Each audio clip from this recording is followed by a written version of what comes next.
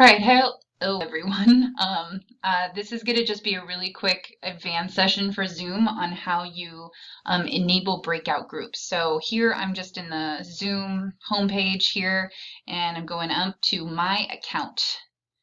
And when I get to my account, it has all my account information, but I in particular need to come over here to settings to make sure this is enabled.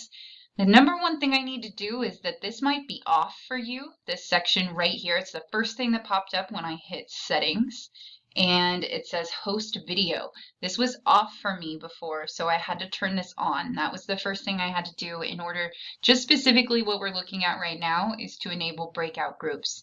Now I need to scroll, and I need to scroll actually for a lot because there's a lot of personalization that can be done, but I'm particularly looking for in meeting advanced. So I could have actually, clicked right there to kind of skip ahead. And I want to make sure that I have breakout room enabled.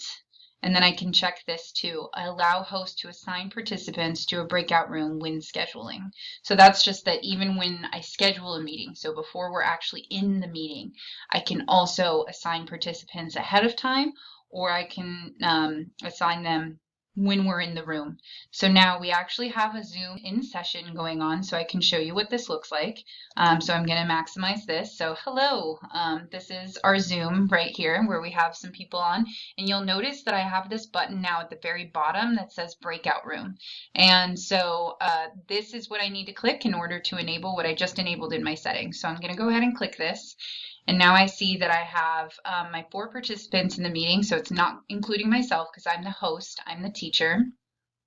And I can now see that it automatically just assigns rooms. I can have this done manually. I can even, after it already assigns one, I can move people, I can exchange people, and I can even add a room. And now I'm just going to hit open all rooms. And as soon as it does this, it's waiting for them all to join. So hopefully they're getting that indication and they're all going to their breakout rooms. And now I am by my lonesome here until I go in and I say, you know what, I want to see what Patty's up to in this room here. And so I'm going to join this and I'm going to say hello. Patty has not exactly joined, so yes. So now I'm in the breakout room with this other. Now I can leave the breakout room and return to the main session because Patty never joined her breakout room. Then she's not in there. But if I want to go back to breakout rooms, and now I can actually go and join Kristen and Lisa's. And so now here I am. Kristen doesn't have her video today, but I can actually pop in and see what they're doing in here as well, and access all the different features that I was able to access before. And then finally, I can leave the breakout room, return to the main session.